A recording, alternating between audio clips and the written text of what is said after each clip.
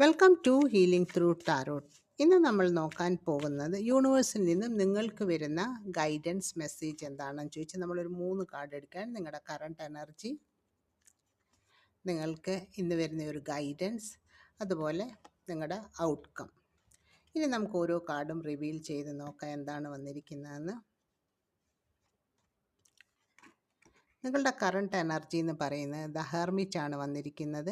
നിങ്ങൾക്കുള്ള ഒരു guidance 7 of cups ആണ്. നിങ്ങളുടെ ഔട്ട്കം എന്ന് പറയുന്നത് 4 ഓഫ് വാൺസ് ആണ് വന്നിരിക്കുന്നത്. ഹെർമിറ്റ് കാർഡ് സൂചിപ്പിക്കുന്നത് നിങ്ങൾ ഇന്നത്തെ ദിവസം അല്ലെങ്കിൽ വരും കുറച്ച് ദിവസങ്ങളിലേക്ക് കുറച്ച് ഒറ്റയ്ക്കിരിക്കാൻ ആഗ്രഹിക്കുന്നുണ്ടായിരിക്കും. നിങ്ങളുടെ അറിവുകൾ മറ്റുള്ളവർക്ക് പകർന്നു കൊടുക്കാനാണ് നിങ്ങൾ കൂടുതൽ ശ്രദ്ധിക്കുന്നതായിട്ട് കാണിക്കുന്നത്. നിങ്ങൾ ഒരു സോളിറ്റ്യൂഡ് മൂഡിലാണ്. എല്ലാത്തിനോടും ഒക്കെ ഒന്ന് മാറി നിന്ന് നിൽക്കുന്ന ഒരു സമയം, നിങ്ങൾക്ക് വേണ്ടി ഒരു സമയം കണ്ടെത്താൻ നിങ്ങൾ ശ്രമിക്കുന്നതായിട്ടാണ് കാണിക്കുന്നത്. അതാണ് നിങ്ങളുടെ കറണ്ട് എനർജി കാണിക്കുന്നത്.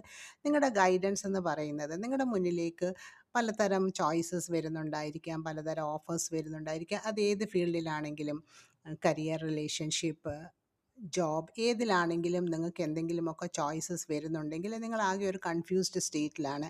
അതിലേതെങ്കിലും നിങ്ങൾക്ക് സൂട്ടബിളായിട്ടുള്ളത് നിങ്ങളുടെ ഇൻറ്റ്യൂഷനെ വിശ്വസിച്ച് സെലക്ട് ചെയ്യാനാണ് യൂണിവേഴ്സ് നിങ്ങളോട് പറയുന്നത്. അതാണ് നിങ്ങളുടെ ഗൈഡൻസ് എന്ന് പറയുന്നത്.